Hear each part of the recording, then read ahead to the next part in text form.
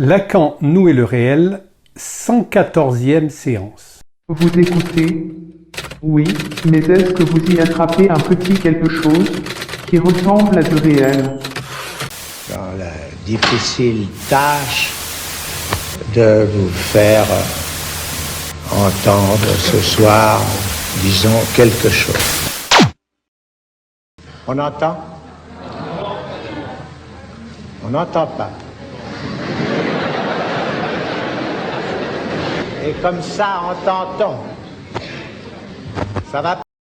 Nous allons donc essayer de reprendre là où nous sommes arrêtés la dernière fois, à savoir revenir sur ce en quoi l'angoisse est, pour la psychanalyse, on peut dire le concept, bien que dire concept là, ça nous entraîne dans un champ qui est celui de la philosophie essentiellement, et justement ce en quoi la psychanalyse se distingue radicalement de la philosophie, c'est que c'est une expérience clinique. Et c'est seulement à partir de l'expérience clinique de la psychanalyse, c'est-à-dire de la cure, que peut se saisir ce qu'il en est de ce phénomène, on peut dire, puisque c'est quelque chose qui se passe, mais auquel, vous savez, la science ne donne mais aucune explication. C'est-à-dire que la science, ce qu'on appelle aujourd'hui la science, est encore pire que la manière dont on l'a présentée auparavant. Elle, justement, elle essaye d'éliminer l'angoisse, alors que l'angoisse, comme nous l'avons vu, c'est un signal. Donc, c'est un signal de danger. Ça ne sert à rien d'éliminer le guetteur qui vous prévient de l'arrivée de l'ennemi. Ça n'empêchera pas l'ennemi d'arriver. Au contraire même, ça va vous faire déborder largement par l'ennemi. Donc, s'il y a un signal et que l'angoisse est ce signal, comme le dit Freud très expressément, ce que reprend Lacan bien sûr, mais en donnant à ce signal une valeur un peu plus complexe et subtile que nous allons revisiter dans ses moindres détails, puisque il s'agit, avec l'angoisse, vous l'avez bien compris maintenant, de voir comment nous croyons avoir affaire à un objet extérieur, donc au monde tel qu'il se présente à nous, comme dans le titre de Schopenhauer, le monde comme volonté et comme représentation, et en fait, il ne s'agit pas du tout d'un monde, il s'agit d'une scène, et que cette scène-là se dédouble elle-même en deux scènes, c'est-à-dire la scène où nous nous identifions, d'une certaine manière, comme vous identifiez quand vous allez sur Internet, on vous demande de vous identifier, de taper un mot de passe. Nous nous identifions par rapport à quelque chose qui est, cette fois, une fonction d'image, de miroir, donc la première scène du schéma optique, et nous découvrons qu'il y a une deuxième scène, donc andere Schauplatz, et nous ne pouvons le découvrir que par la psychanalyse. Il n'y a que l'expérience psychanalytique qui permet de comprendre ça. Si vous ne faites pas l'expérience psychanalytique, vous allez rester court devant, même si vous êtes le grand spécialiste de Hegel, qui est peut-être le philosophe qui est allé le plus loin avec sa phénoménologie de l'esprit dans les possibilités de l'esprit de se jouer du sujet. Et en fait, il y a toujours autre chose. Hegel est resté victime de l'illusion selon laquelle, en fait, le savoir absolu pouvait résoudre le problème du sujet, donc d'amener tout à la conscience, etc.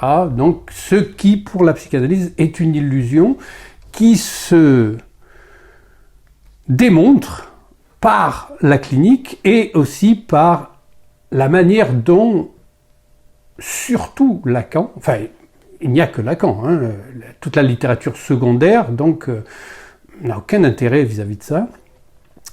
Freud, bien sûr, pour délimiter dans un premier temps comment s'aborde l'angoisse, et Lacan, bien sûr, par le fait d'avoir introduit cette notion-là, la seule qu'il revendique, d'objet petit a.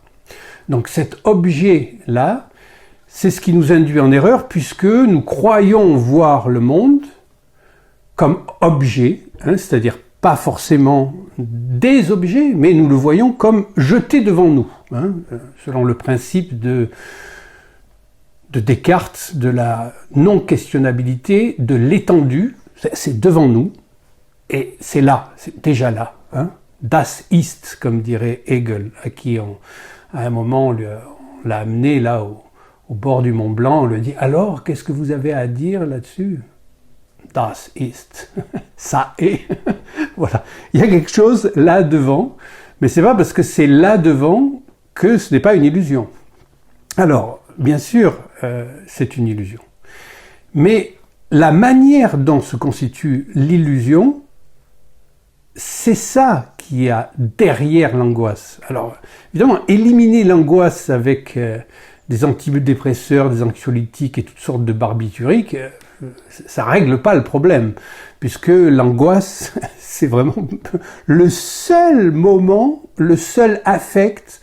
Peut-être même on peut parler de sentiment, là, au sens vraiment presque étymologique du terme, ou même dans l'équivoque signifiante, comme quoi le sentiment, eh bien, c'est ce qui peut nous permettre de surgir de notre bêtise, c'est-à-dire de surgir de la tromperie dans laquelle nous mettons en nous identifiant à cette image dans le miroir, puisque cette image dans le miroir, elle est fausse. Et c'est ça le moi. Donc le moi en psychanalyse, c'est pas la première fois que je le dis, mais il s'agit d'y revenir chaque fois pour essayer de saisir dans les moindres nuances la manière dont les choses opèrent, notamment dans le passage de Freud à Lacan. Parce que, évidemment, Lacan, lui, c'est la logique en tant que science du réel. Donc déjà, il introduit cette notion de réel, qui est très spécifique à Lacan. C'est pour ça que je précise toujours dans mes publications le réel dans sa stricte acception lacanienne, parce que le réel n'est pas à confondre avec la réalité.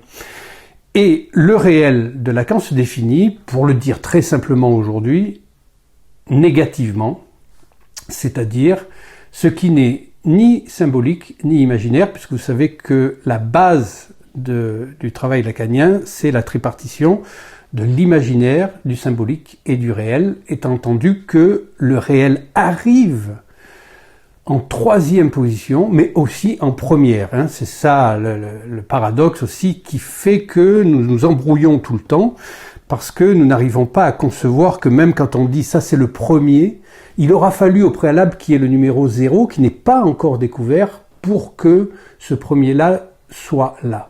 Et donc, on peut dire que dans cette première scène, en quelque sorte, même avant le miroir, eh bien, il y a une question qui se pose, puisque si l'angoisse, comme le dit Freud, c'est un signal qui naît dans le moi, comment peut-il accorder crédit, notamment à Rank pendant un certain temps, bien qu'il soit revenu après, là-dessus, que l'angoisse mettait en scène, dès le départ, quelque chose qui concerne la naissance, et qu'un affect qui avait été subi comme l'affect de la naissance, c'est-à-dire passer d'un monde à un autre, comment c'est possible qu'avec sa rigueur logique, il puisse dire que bien, la naissance est peut-être le premier moment de l'angoisse. Alors qu'il dit autre part que l'angoisse est un signal adressé au moi, ou qui vient dans le moi. Parce qu'il n'y a pas encore de moi, là. Nous avons vu comment se formait le moi. Le moi est une défense par rapport à ce qui est vécu par le sujet lui-même, le petit sujet, je vous rappelle notre petite phénoménologie de la mère à l'enfant, donc de la vierge à l'enfant, donc dans le miroir, et que il y a là, chez le petit sujet, une sensation d'imperfection, de manque, de trou, et que se voir en image dans le miroir va constituer cette perfection-là d'un stade plus avancé qui va le réjouir et il va demander l'assentiment à l'adulte à côté qui le porte. Donc il en déduit que c'est lui là dans le miroir par rapport à l'adulte qui le porte. Et c'est très important là d'avoir cet assentiment de l'adulte. On verra après pourquoi. Et qu'à ce moment-là, donc, le moi se constitue. C'est là qu'il faut être très prudent. Le moi est constitué. Il se constitue avant. Il se constitue avant parce que si nous reprenons cette petite phénoménologie de l'angoisse que nous avons déjà vue, l'enfant va se trouver donc sur ce qu'il croit être le monde. Enfin, il ne croit rien du tout, puisque pour lui, c'est pas le monde, c'est une apparition immédiate. C'est-à-dire l'immédiateté d'une apparition, quelque chose. Donc, la mer, un objet, n'importe lequel, un hocher, une bobine avec un fil, pourquoi pas, si on va jusqu'au point freudien du Forda. Mais en tout cas, il se retrouve avec quelque chose devant. Et il va s'identifier à ce qu'il voit. Qu'est-ce que ça veut dire? C'est là où, bien sûr, nous aurons dû passer par cette notion d'identification en psychanalyse pour saisir ce qu'il en est de l'angoisse. Et cette notion d'identification va très loin parce que chez Freud, il y a une dialectique qui se met en place immédiatement entre l'identification et l'amour. C'est-à-dire, ce qui s'appelle amour, c'est dans le moi et le ça. Je crois aimer, mais je m'identifie. Ou, je crois m'identifier, mais j'aime. Donc, il y a quelque chose là qui est une sorte de dialectique. Nous allons voir que nous allons nous confronter aujourd'hui à cette notion de dialectique qui, bien sûr, mise à part chez Platon 4 siècles avant Jésus-Christ et chez Hegel au XIXe siècle, la dialectique, malgré ce qu'elle a pu comporter comme avancée décisive, n'est pratiquement jamais prise en compte. Jamais. C'est la notion de dialectique en tant qu'elle est la logique elle-même, hein, puisque pour Lacan, dans Les Noms du Père, il en arrive à dire que effectivement la dialectique, c'est rien d'autre que la logique, et la logique est la science du réel. Qu'est-ce que ça veut dire? Ça veut dire que il est impossible d'arriver à une quelconque vérité sans s'inclure soi-même dans le processus de la vérité. C'est parce que le psychanalyste est inclus lui-même dans le travail de la cure qu'une vérité peut en émerger. Parce que il est censé, lui, avoir fait une analyse jusqu'à son terme logique et donc pouvoir se mettre en position d'objet petit a à n'en faire que le semblant. Il faut qu'il sache déjà ce que ça veut dire, ça, très précisément, parce que s'il se contente d'annoncer ces trucs-là comme ils le font dans les écoles psychanalytiques, ça n'a non seulement pas de sens, mais c'est absolument anti-psychanalytique, puisque ça se voit d'ailleurs dans les prises de parole et les prises de position de ces psychanalystes-là qui n'ont jamais rien compris à ces notions-là. Puisqu'ils s'imaginent, eux, qu'ils regardent le monde depuis leur balcon et qu'il y a un monde et qu'il y a un Covid et qu'il y a un changement climatique ou un réchauffement climatique, c'est encore mieux. Et tout ça, c'est absurde, puisque ce qui se passe, justement, comme dit Beckett, ce sont des mots. Et les mots, c'est ce qui nous renvoie à cette notion de signifier.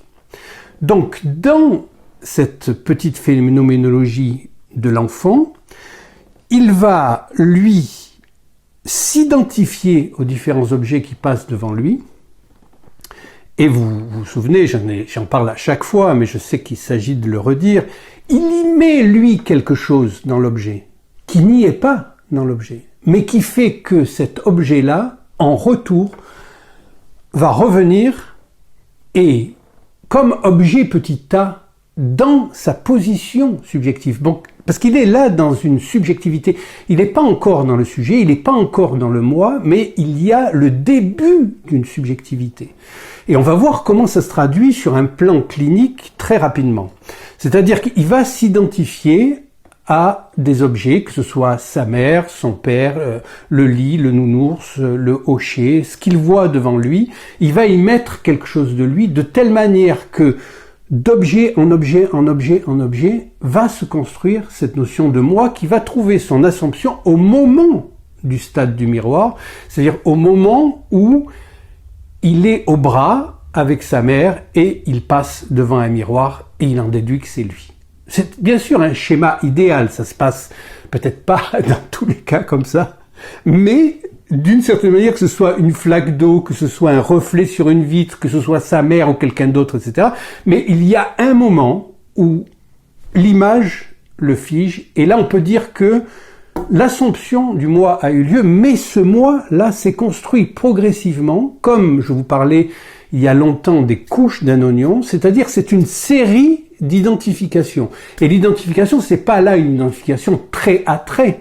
Ce sont des identifications où il y a l'amorce déjà de l'amour, où jusqu'à ce moment-là, on peut encore les confondre du désir.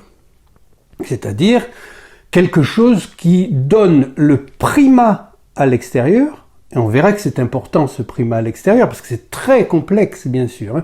Nous sommes des êtres complexes. Si nous voulons parler de psychanalyse, parce que la psychanalyse, pour nous, est la seule méthode capable de rendre compte, avec la plus grande rigueur, du monde en tant qu'il n'en est pas un, puisqu'il est formé par le sujet humain, qui lui-même est un effet du signifiant, il s'agit d'accepter de se confronter à la complexité. Sinon, c'est impossible, avec un langage simpliste, des considérations de télévision, c'est impossible d'entrer là-dedans. Vous devez travailler, vous devez lire les bons textes, vous devez remettre en cause à chaque fois ce que vous croyez avoir compris, parce que ce n'est pas ça. Voilà. Parce que ce n'est pas ça, parce que nous sommes toujours tentés d'évacuer le savoir. Parce que ce savoir-là, c'est un savoir qui est emmerdant, comme dit Lacan. C'est le savoir de l'inconscient. Donc, méfiez-vous de vous-même. Méfiez-vous de la manière dont vous sautez à pieds joints sur vos propres conclusions, parce que c'est complexe, mais la complexité fait partie de la chose elle-même. Si ce n'était pas complexe, nous ne serions pas dans cette galère-là et cette panade-là. Je fais une petite aparté, là. Aujourd'hui, ça s'est passé hier aux États-Unis, le docteur Fauci, celui qui a fait enlever un des séminaires de Lacan Où est le réel, 45 minutes après qu'il soit posé, juste parce que j'avais osé poser la question du signifiant. C'est-à-dire, quand ce mec-là disait en 2021 ou 2022, me critiquer, c'est critiquer la science et la vérité, je prenais juste cet énoncé-là et je disais, qu'est-ce que ça veut dire, ça? Voilà, qu'est-ce que ça veut dire?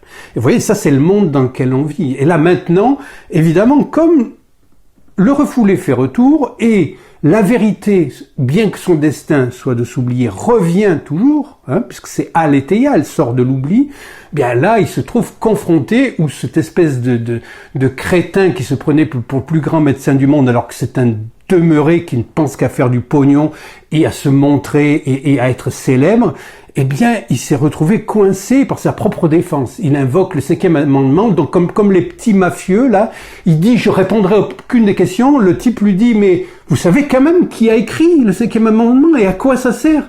Il sait pas, il répond pas, il se tourne vers ses avocats et il répète comme un idiot de perroquet débile qu'il répondra pas, etc. Tout le monde sait qu'il ment. Voilà. Et ça, vous avez l'exemple là même de ce qui est considéré comme le summum de la science, de la connaissance. C'est celui qui a fait mettre des guenilles faciales à des enfants de 4 ans à l'école, qui a forcé le monde entier à se faire injecter, inoculer un produit génique expérimental, et lui, maintenant, il dit « je dirai rien ». Voilà, parce que le 5e amendement me permet de dire ça. C'est pathétique et ridicule. Voilà le monde dans lequel on vit.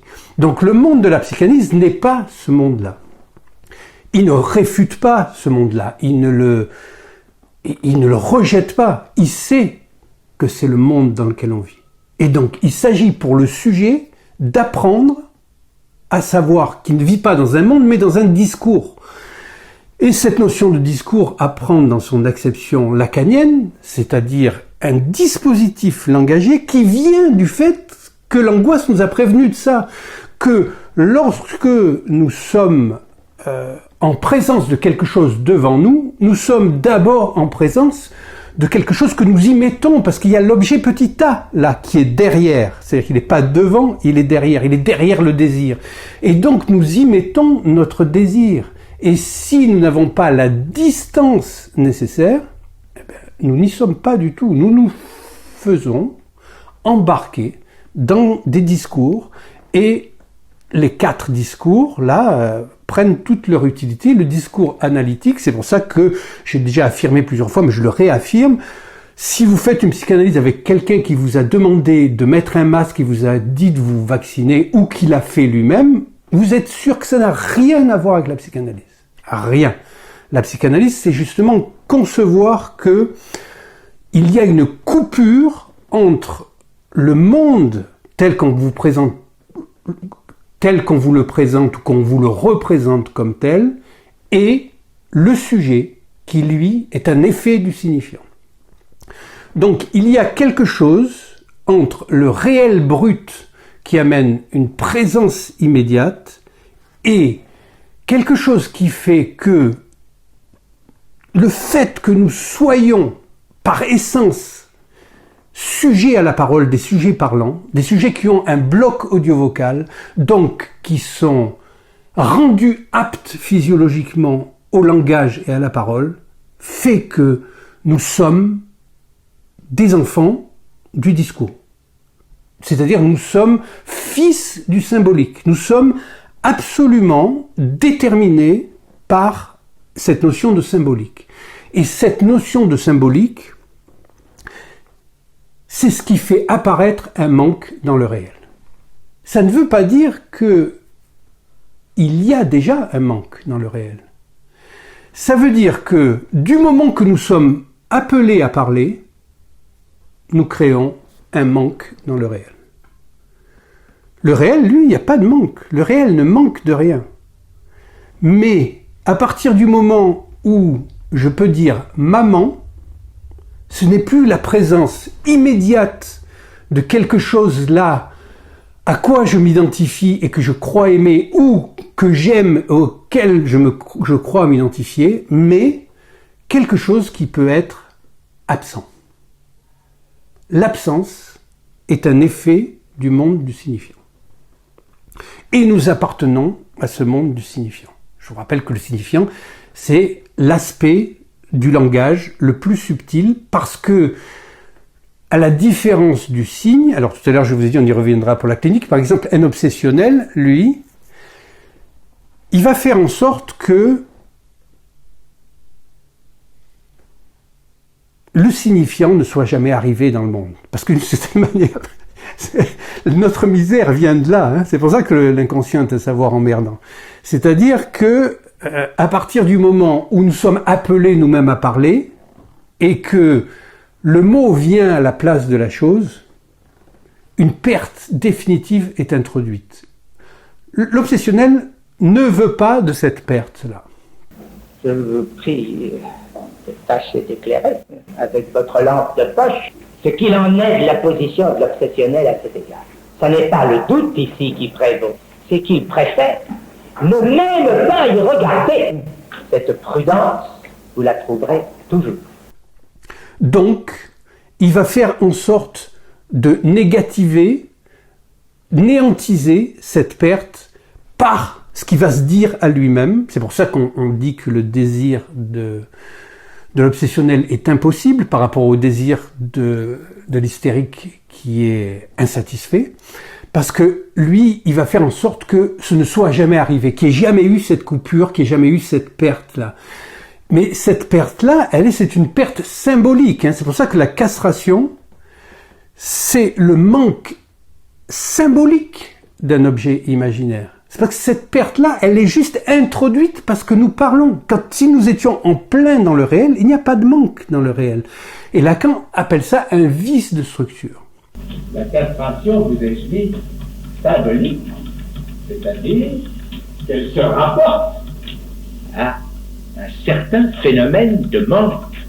Et au niveau de cette symbolisation, c'est-à-dire dans le rapport à l'autre, pour autant que le sujet a à se constituer dans le discours analytique, une des formes possibles de l'apparition du manque est ici le préfixe, le support imaginaire qui n'est qu'une des traductions possibles du manque originel, du vice de structure inscrit dans l'être au monde du sujet à qui nous avons affaire. C'est-à-dire que c'est la structure elle-même qui introduit le vice qui fait que nous nous mentons et que nous nous trompons. Et nous avons vu que nous nous trompons tout le temps parce que le sujet se trompe lui-même déjà dans son conte, dans les premiers moments d'apparition du sujet. Du fait de cette apparition de l'objet. Donc, une petite anecdote quand même pour vous expliquer comment fonctionne un obsessionnel. C'est un analysant donc qui me raconte que quand il était petit, il habitait dans un lieu où il y avait des caves dont les fenêtres étaient affleurantes au trottoir, comme ça, et les garçons étaient assez petits pour pouvoir se glisser dans cette fenêtre. Et une fois, ils sont rentrés à plusieurs garçons comme ça dans la cave, et il y avait là un lustre. Vous savez, ces lustres un peu à l'ancienne, avec des tas de bibelots façon verre, là, qui brillent partout. Et dans leur imaginaire d'enfant, c'était des diamants. Ils voyaient ça comme des diamants. Et donc, ils ont décroché les diamants, etc. Ils sont ressortis de la cave. Ils étaient comme s'ils avaient conquis un trésor, hein, comme dans un récit d'enfant. Ils ont trouvé un trésor, etc. Et puis, ils ont commencé à les échanger et même à les vendre à l'école à d'autres. Je te vends ce diamant, etc. Donc, ils étaient en plein imaginaire, comme ça. Et puis, un jour, la police est arrivée à l'école pour questionner, essayer de remonter la piste de qui avait démantelé le lustre de Madame Michu. Et donc, l'obsessionnel dont je parle, là, lui, quand il était tellement saisi de terreur par le fait que la police puisse l'incriminer par rapport à son père qui était hyper sévère, et c'était impossible pour lui, donc il s'est mis dans un état d'autosuggestion où tout ça n'était pas arrivé. Il n'était pas allé dans la cave, il s'est persuadé que tout ça n'était pas arrivé pour arriver à avoir un minimum de contenance et tenir cette position-là face à l'interrogatoire de police, parce que c'était impossible pour lui. Eh oui, c'est impossible. Ça ressemble à une forclusion. La forclusion, ça concerne la psychose. La dénégation, ça concerne la névrose. Qui que soit cette femme dans mon rêve, ce n'est pas ma mère, ça se passe à l'intérieur du symbolique. L'enfant est obsessionnel, il n'est pas psychotique. Il est névrotique. Or, la forclusion, c'est que le signifiant lui-même n'est pas accepté dans l'ordre de symbolique. Donc, forclos du symbolique, il reparaît dans le réel. Donc le réel devient un surréel en quelque sorte. Il devient absolument effrayant et très difficile à supporter. C'est-à-dire que le réel est insupportable. Il est insupportable pour tout le monde, mais pour quelqu'un qui est dans la structure psychotique, il a des effets de hantise, c'est-à-dire d'hallucination, de voix, parce que il devient encore plus prégnant et présent du fait que le signifiant n'est pas entré dans le réel, donc il ne peut pas avoir la distance en le nommant de pouvoir en faire quelque chose. Quand je dis que l'obsessionnel soutient son désir comme impossible, ça veut dire qu'il soutient son désir au niveau des impossibilités du désir. Sa position à lui est impossible, parce que là, il vous fait comprendre pourquoi pour un obsessionnel, son désir est impossible. Parce que il voudrait que ce soit son désir, sans que cela ait été au préalable le désir de l'autre, avec un grand A. Or, nous prenons nos signifiants dans l'autre. C'est l'autre qui détermine les coordonnées et les conditions de notre désir, puisque le désir étant une désinence du dire, nous ne pouvons le dire, donc être dans le désir, que par rapport à l'autre. Donc, il voudrait, lui, nier ça et faire en sorte que ça n'ait jamais eu lieu. Parce que nous voyons là à quel point la coupure qui est introduite par le signifiant peut être considérée comme traumatique. Puisque, qu'on le veuille ou non, qu'on le sache ou non, nous vivons marqués par ce manque-là, qui est le manque symbolique. C'est-à-dire, nous ne savons pas parler, nous n'avons pas de discours. Et c'est ça la castration, c'est que nous n'avons pas de discours, nous ne savons pas parler, nous devons apprendre à parler. Et apprendre à parler, bien sûr, c'est pas apprendre la rhétorique ou à tenir des discours, surtout les discours dans son le discours dans son acception laxiste, le discours du politique ou le discours du chef d'entreprise ou je sais pas quoi. C'est pas ça. C'est pas ça le discours. Le discours en psychanalyse, c'est une structure qui met en place toujours un sujet en tant que barré, nous allons revenir là-dessus tout à l'heure, un signifiant maître et un signifiant second avec lequel fonctionne un signifiant maître, et bien sûr cet objet petit a qui est l'objet de l'angoisse. Il est l'objet de l'angoisse puisqu'il est le fruit d'une division, c'est un reste cet objet petit a. C'est ça qu'amène Lacan. Et c'est énorme, c'est-à-dire que c'est juste une petite lettre, un petit a, il appelle petit exprès, et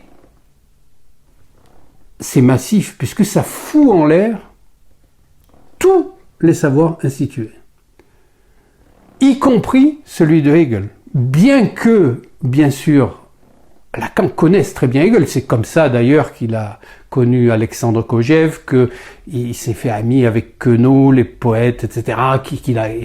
C'était une émulation extrêmement intéressante, et je ne vous dis pas par là qu'il ne faut pas lire la phénoménologie de l'esprit. Au contraire, c'est-à-dire que passer par ces signifiants, c'est passer par là. Si vous savez pas ce que ça veut dire l'épisode de la phénoménologie de l'esprit, comme la critique de la raison pratique ou la critique de la raison de pure chacun, ça va être très difficile de comprendre la logique de Lacan, parce que Lacan, lui, est passé par ces signifiants-là. Donc je ne dis pas que c'est pas bon, je dis que à partir de cette position-là, il y a Freud qui arrive, et Freud, lui, il est porteur d'autres choses. Il connaît aussi ça, hein, jusqu'à Schelling, il connaît très très bien, c'est-à-dire que il connaît ça par cœur, mais lui, il est porteur d'une vision qui va au-delà, c'est l'héritier de la lettre juive originelle, le seul qui reste, et donc à partir de là, lui, il découvre justement que cette notion de loi,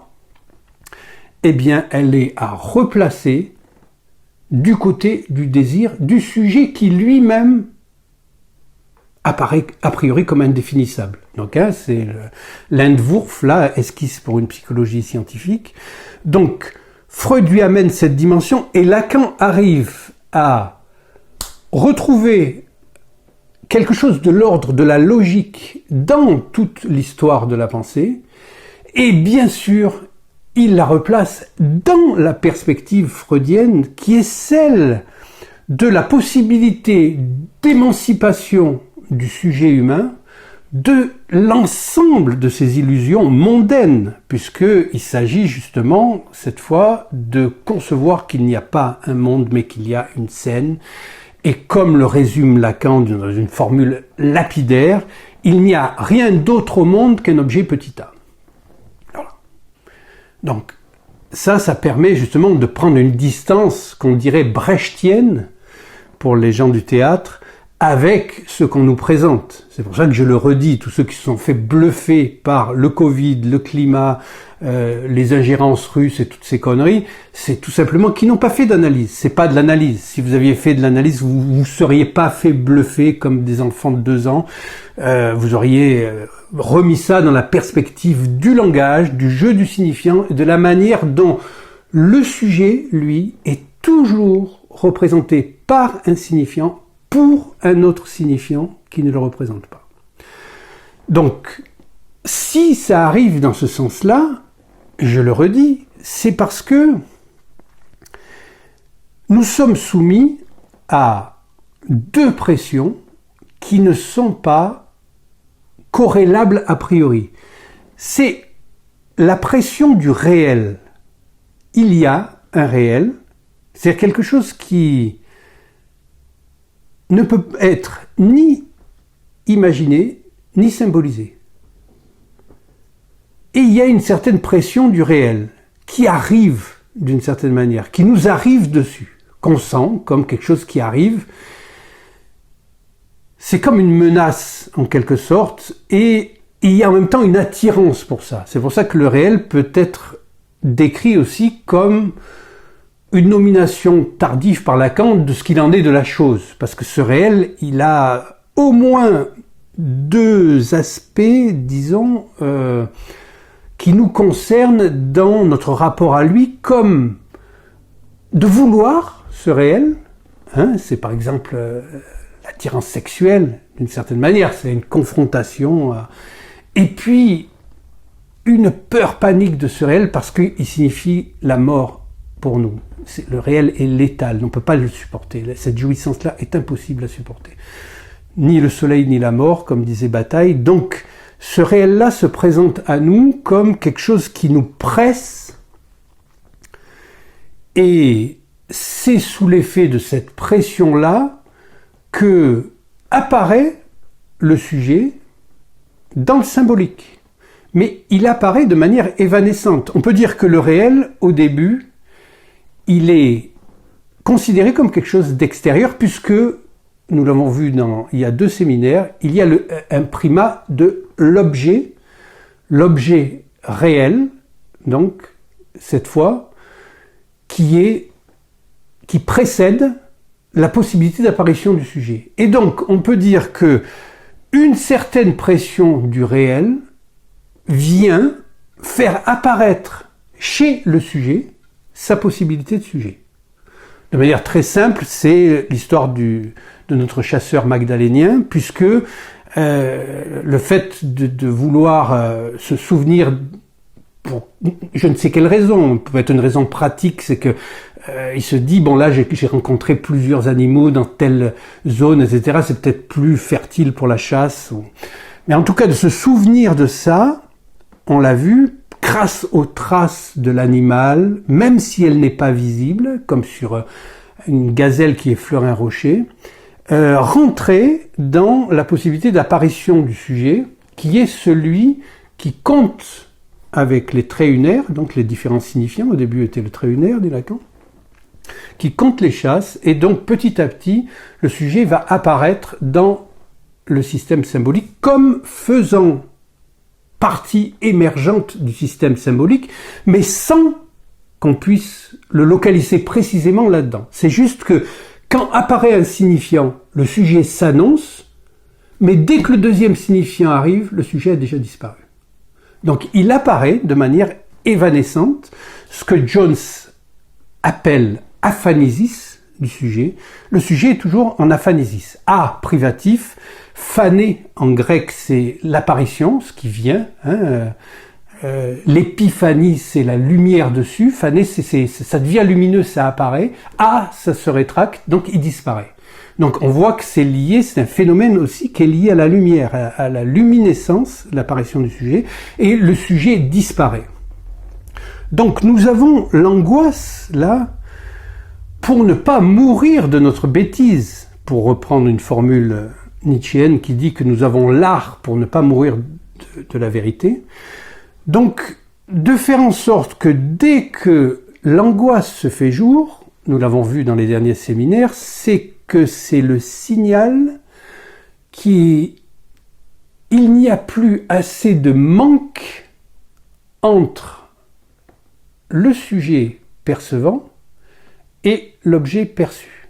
Donc l'objet n'est plus l'objet petit a en tant qu'il est le vide inhérent à chaque demande, donc que nous savons être quelque chose que nous avons intériorisé, et le sujet. Donc nous croyons que nous sommes en interaction avec le monde, mais en fait nous sommes en interaction avec la représentation que nous nous faisons du monde, puisque nous avons introjecté l'objet A. Donc notre objet de désir est déjà introjecté.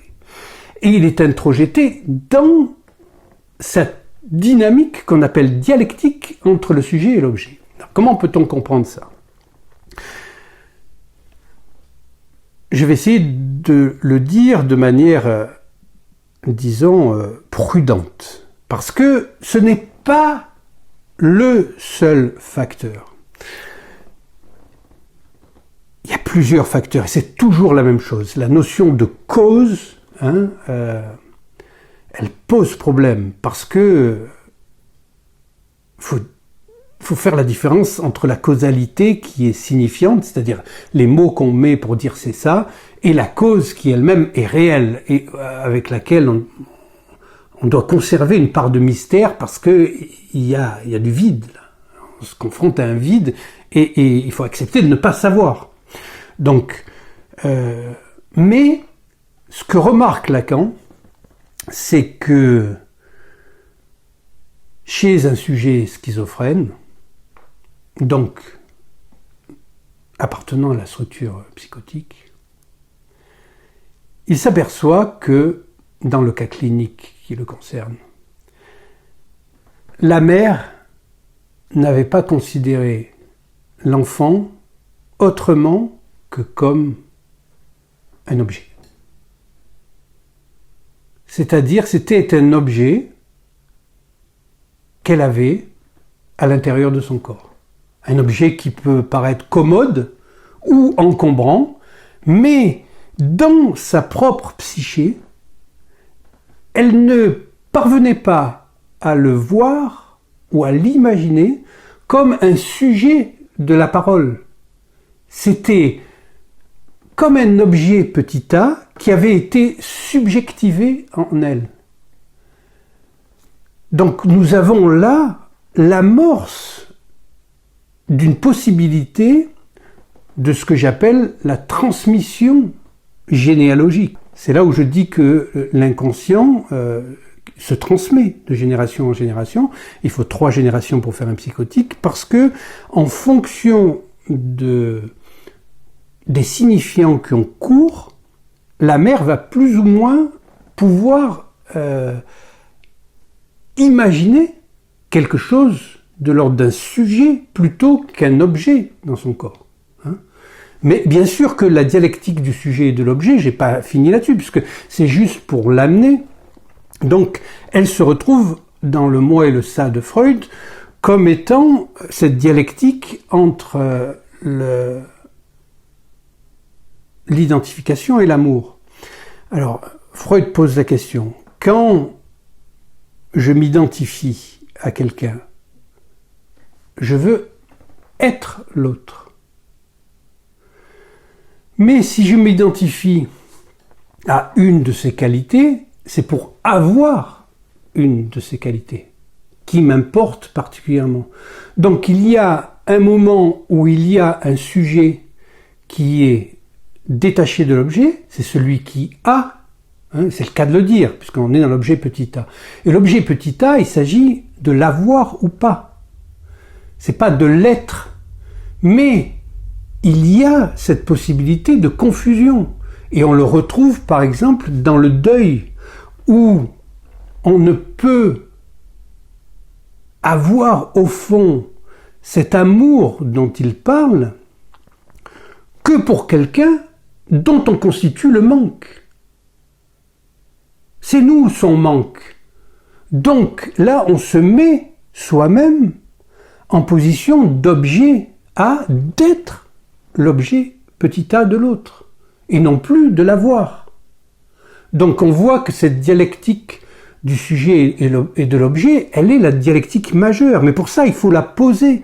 Et pour la poser, il faut qu'il y ait l'angoisse. Parce que c'est à partir seulement de l'angoisse et de l'assomption de l'angoisse qu'il nous est possible de considérer que l'objet extérieur premier a été introjecté sous forme d'objet petit a pour l'avoir dans la psyché.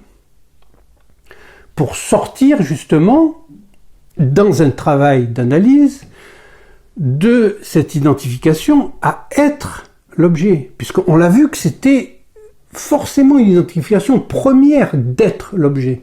C'est ce qui a donné l'autre fois la position sadique et la position masochiste. Je vous rappelle que le sadique, lui, il est l'objet mais il ne veut pas le savoir, donc il veut le faire porter sur l'autre, pour faire porter l'angoisse sur l'autre. Tandis que le masochiste, lui, il passe du passage à l'acte, c'est-à-dire sortir de la scène par la fenêtre en disant c'est toi qui as fait ça, etc. C'est celui qui en veut à l'autre et qui veut faire souffrir l'autre, par rapport au masochiste qui dit moi j'accepte d'être l'objet, je veux bien être un objet de plaisir, je veux bien être échangé, vendu, etc. Être un pur objet, ça me dérange pas, au contraire, ça me fait jouir, mais dans certaines conditions. Donc on voit que l'identification à l'objet, dans ce qu'elle a d'intenable, elle est originelle, puisque quand l'enfant arrive dans le monde, il ne peut être qu'objet. Mais c'est à ce moment-là où la mère, comment elle lui parle en fonction de son vécu, de comment elle l'a vécu auparavant dans son corps, et où elle en est de cette angoisse-là, dans quelle ambiance elle vit, etc. Et si elle lui parle d'une certaine manière, hop, il récupère une position de sujet par rapport à cet objet. Mais il y a quelque chose qui est lié au fait d'avoir été en contact permanent avec une considération d'objet. C'est beaucoup plus dur, là, de sortir de cette position d'objet. Et d'assumer le rôle subjectif qui est tout simplement de passer d'objet, ou plutôt du sujet en tant qu'il est parlé, donc un objet de la parole, à un sujet parlant, celui qui parle la parole. Voilà. Donc là, nous avons cette mise en place de la dialectique que l'on retrouve partout chez Lacan, puisque la manière dont il résout l'énigme de Freud et son angoisse de la naissance, etc. Il ne dit pas que Freud se trompe, il dit qu'il n'est pas d'accord avec l'interprétation, parce que pour considérer une perte, je vous ai dit, le symbolique introduit une perte. Mais elle n'y est pas auparavant, c'est le symbolique qui l'introduit. On gagne quelque chose, quand j'appelle maman, maman, je gagne le fait de pouvoir être en contact avec elle, en relation, de pouvoir me la représenter, etc. Donc c'est un gain. Et de l'autre côté, il y a une perte, c'est-à-dire l'immédiateté du réel de maman m'échappe complètement. J'ai perdu quelque chose. Voilà. Cette perte-là, Lacan dit que nous ne pouvons la concevoir, cette perte-là qui va nous permettre de comprendre le manque que l'angoisse vient signaler comme manquant, c'est-à-dire le manque du manque, on n'a plus assez de manque, hein. Donc on n'est plus assez dans le symbolique, on n'est plus assez sujet, on n'est plus assez dans le signifiant. Donc ce manque-là, qui au départ symbolise une perte, Lacan dit qu'on ne peut le concevoir comme un bout de corps. Alors là, c'est très intéressant. Un bout de corps. Parce que le manque, c'est pas comme pour Freud, le manque de la mère qu'on perd comme contenant originel, c'est qu'il fait appel aux enveloppes. Lacan. C'est-à-dire à ce qui fait partie du corps de l'enfant, mais qui est destiné à être perdu. Notamment le placenta, il y a quelque chose qui s'appelle amios, il y a des bouts de corps qui sont voués à être perdus. Et donc ça, Lacan ne dit pas, heureusement, nous ne sommes pas convoqués seulement au réel biologique, mais à la dimension symbolique qui introduit la perte et qui nous permet de comprendre pourquoi l'angoisse nous fait signal du manque d'un manque, c'est que ce manque-là, il est radical et constitutif pour nous. C'est pas que c'est parce que l'autre n'est pas complet ou je sais pas quoi qu'on parle ou parce qu'on a perdu quelque chose. Non, c'est exprès. C'est-à-dire, nous pouvons nous acheminer vers notre parole, donc notre émancipation par rapport aux déterminations qui nous surdéterminent depuis la nuit des temps, notamment par le fait du langage qui se véhicule, et surtout par rapport à ça, bien sûr, parce que l'autre lui-même est troué.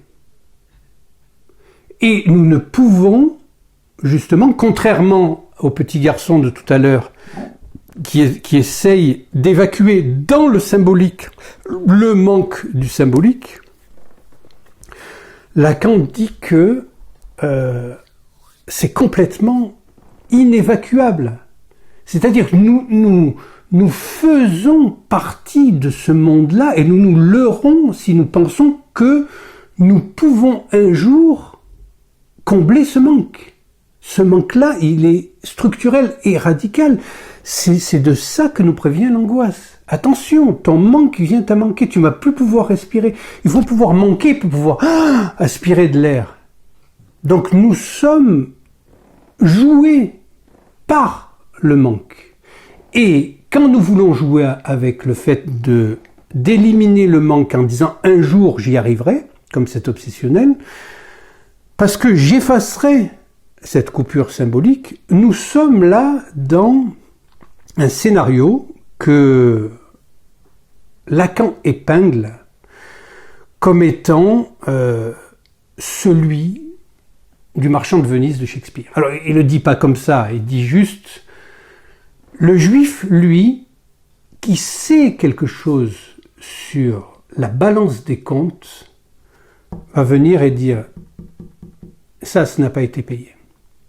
C'est-à-dire que l'obsessionnel, là, il va être convoqué par le fait que non, tu ne peux pas dire ça, tu ne peux pas évacuer le manque et te leurrer avec le symbolique de te raconter des histoires qui suturent tous les manques comme ça pour te rassurer en te disant qu'il n'y a pas eu le manque. Non, le manque a eu lieu et c'est la livre de chair de Shylock dans le Marchand de Venise. La livre de chair, c'est justement ce que Lacan compare à ces enveloppes du fœtus qui sont destinées à être perdues.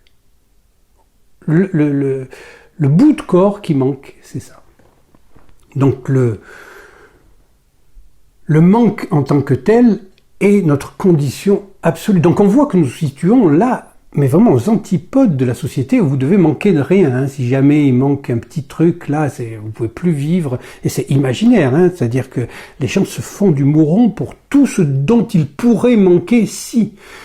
Donc vous êtes à l'opposé de la position éthique psychanalytique, qui est, ça veut dire la même chose, hein, puisque depuis que Lacan a publié en 1960 l'éthique de la psychanalyse est l'éthique elle-même, puisque elle consiste tout simplement à ramener le sujet dans la danse des objets et de renouer avec cette dialectique du sujet et de l'objet. Et au passage, donc, il montre la position des Juifs, qui est de tenir la balance des comptes. Ils ont une place, c'est la place du banquier, du compte. C'est lui qui a la notion du compte, quoi. Il manque quelque chose là, etc. Il y a de la place pour tout le monde, hein, mais nous n'avons pas tous les mêmes places. Hein. On n'est pas tous appelés à être des banquiers ou des milliardaires. D'autres ont des destins autres que ça. Donc il s'agit de faire avec ça et il s'agit de mettre en scène, de remettre en scène pour chacun de nous cette dialectique du sujet et de l'objet, et de savoir que ce à quoi j'ai affaire, c'est un objet petit a. Et que dès qu'il y a une angoisse, c'est que d'une certaine manière, l'objet devient trop réel. Donc je subis plus la pression du réel que celle du signifiant, qui n'est plus le signe, parce que je vous ai dit tout à l'heure que l'obsessionnel essaie de revenir au signe, c'est-à-dire le signe, la fumée, représente quelque chose, l'objet, pour quelqu'un. Donc la fumée représente le feu pour tout le monde. Mais là, c'est du côté du réel. Enfin, pour l'obsessionnel. En vérité, c'est du côté de l'imaginaire, puisque nous sommes, on le voit, sous une pression du réel qui nous renvoie vers le signifiant, nous. Et le signifiant, c'est que les signifiants ne sont pas tout seuls. Le signifiant ne renvoie pas à une chose. Il renvoie à un autre signifiant, à un autre signifiant, à un autre signifiant. Le signifiant est pris dans un réseau de signifiants et nous sommes pris dans des signifiants. Et donc, là où nous devons résoudre le problème, c'est dans le réseau de signifiants. C'est pas dans le réel. Le réel est affecté du signifiant. C'est-à-dire que pour le psychanalyste, le réel, qui ne peut être que le réel du sujet, est celui qui est affecté par le signifiant. Sinon, c'est un réel qui est le réel brut pour tout le monde, auquel il ne manque rien, je le répète. C'est le signifiant qui introduit le manque. Là, nous avons une idée de la manière dont nous fonctionnons en tant que sujet de l'inconscient, sujet du signifiant, dans ce que nous appelons le monde, mais qui n'est pas un monde, qui est une scène qui contient une autre scène.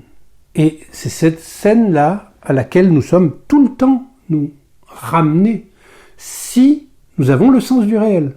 Parce que le paradoxe, c'est que quand nous avons le sens du réel, c'est pas pour nous brûler au réel, c'est pour faire avec le réel qui nous renvoie, qui met une pression pour nous renvoyer. C'est le problème de l'angoisse. Enfin, le problème, c'est plutôt la solution qu'amène l'angoisse, c'est de nous provoquer un affect qui nous fasse comprendre que c'est du côté du signifiant que ça se passe, et que s'il n'y a pas assez de manque avec l'objet, eh ben, nous n'accédons plus au signifiant. Et donc là, effectivement, il y a un signal d'angoisse. L'obsessionnel, tout à l'heure, dont je parlais, lui qui veut ramener le signifiant, donc comme si la coupure n'avait jamais eu lieu et que le signifiant nous appelle à un signifiant, puisque je vous rappelle que le signifiant représente le sujet pour un autre signifiant, c'est-à-dire que c'est pas pour quelqu'un, c'est pour un autre signifiant. Donc le sujet est pris dans une chaîne de signifiants. Et il voudrait que ça n'ait pas eu lieu pour revenir au signe qui est, le signe représente quelque chose pour quelqu'un. Et là, ce quelque chose pour quelqu'un, évidemment, c'est pour lui et c'est sa jouissance. Hein. Donc ça représente quelque chose de l'ordre de sa jouissance. Et c'est une jouissance qui s'accumule exactement comme les pots du moi qui sont des identifications. Et quand Lacan travaille sur le rapport entre l'amour et l'identification, en disant que les frontières sont très floues et qu'elles peuvent se renverser l'une l'autre, mais que c'est important de faire la différence entre un sujet qui a un corps et un sujet qui se prend pour un corps. Hein, si on reprend l'exemple de tout à l'heure, et donc il se prend pour un objet, en quelque sorte. Quand il croit qu'il est son corps, par exemple, et il se prend pour un objet. Donc c'est clair, là, le diagnostic.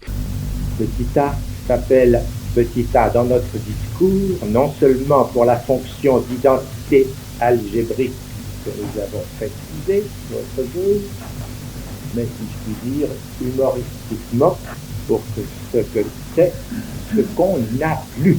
C'est pourquoi on peut le retrouver par voie régressive sous forme d'identification, c'est-à-dire à l'être de petit a.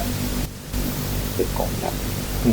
C'est exactement ce qui fait par Freud mettre le terme de régression exactement à ce point où il précise les rapports de l'identification à l'amour.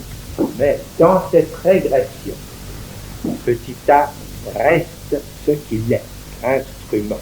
C'est avec ce qu'on est qu'on peut, si je puis dire, avoir ou pas. Mais Lacan ramène ça, lui, donc à cette notion d'être et d'avoir, et qui va définir justement le phallus, le rapport au phallus, parce que vous savez qu'il y a deux sexes, mais qu'il y a un seul signifiant qui est le phallus. Et le phallus se définit donc comme le signifiant du manque et le signifiant de la jouissance. Donc, ça explique aussi pourquoi on dit un bout de réel. Lacan n'arrête pas de dire un bout de réel. C'est qu'un bout le réel, parce que l'objet petit a, c'est qu'un bout du corps. Alors c'est pas le bout du corps, évidemment, originel tel que on le conçoit comme le placenta, la myose, etc. C'est pas ça. C'est que, du moment que nous rentrons dans le symbolique, qui introduit cette perte, nous allons garder de l'immédiateté du réel que nous perdons, donc par le fait d'être entré dans le symbolique, donc d'être des humains tout simplement. Nous allons retrouver que des bouts de corps. Donc le sein, le téton, les fesses, c'est-à-dire l'excrément, c'est un bout de corps pour l'enfant. C'est quelque chose qui sort de son corps, c'est un bout de corps. Le regard de l'autre, la voix, le phallus lui-même, en tant qu'il est démontable, il ne se substitue pas au pénis sur le plan du signifiant, mais sur le plan de l'objet, objet petit a, comme je vous l'ai dit la dernière fois, il peut être l'objet petit a des femmes, puisque si leur limite c'est le pénis night, comme le dit Freud, et je crois que c'est vrai, j'ai assez de cliniques pour concevoir ça, et aussi de cliniques avec les homosexuels pour concevoir à quel point, pour eux, c'est un pubis sans pénis, c'est quelque chose de traumatique. Donc, et pour les hommes, du point de vue des formules de la castration, donc l'exception, bien sûr, hein, puisque vous savez que les hommes sont du côté de la loi universelle et l'exception constitutive, tandis que les femmes, elles sont du côté du patou, c'est-à-dire elles sont phalliques, mais pas toutes, parce qu'elles ont une autre jouissance. Donc il n'y a pas d'exception, il n'y a pas besoin d'exception. Il y a besoin d'exception quand il y a une loi, parce que s'il n'y avait pas d'exception, pourquoi il y aurait une loi? Donc ce rapport à la loi, c'est ce rapport au savoir, et ce savoir-là, c'est un savoir inconscient, c'est le savoir de la castration. C'est pour ça que nous nous définissons dans nos structures par rapport à ce savoir-là. Et ce savoir, c'est aussi dans l'avoir et l'être, dans savoir, S' avoir, savoir soi-même. Donc on a, lui ne peut pas être sans l'avoir. Sinon, comment se différencie-t-elle lapsus intéressant, comment se différencierait-il d'une femme? Et elle ne peut pas l'avoir, c'est-à-dire lui prendre si elle ne l'était pas. Lui, elle ne peut pas l'avoir sans l'être.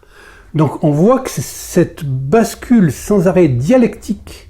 Je rappelle que la dialectique, c'est pas des oppositions simples, c'est Hegel, donc thèse, antithèse, synthèse. La thèse, l'antithèse, négation de la thèse. La synthèse n'est pas un résumé de ce qui va pas dans l'un dans l'autre. Non, c'est la même que l'antithèse, mais en incluant sa position subjective dedans.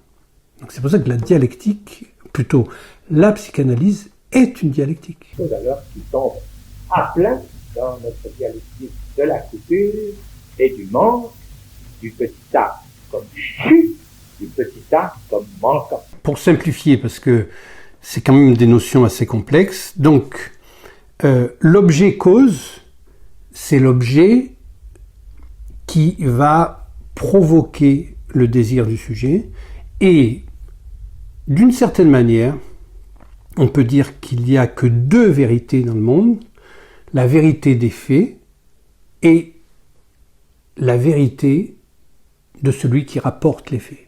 Donc ça veut dire qu'il n'y a qu'une vérité, c'est celle de celui qui rapporte les faits. C'est pour ça que la vérité ne peut être que midite, parce qu'elle engage un sujet. Donc ça, c'est la psychanalyse, de retrouver l'origine et la logique qui fait que le seul universel auquel nous sommes réellement astreints, c'est l'universel singulier.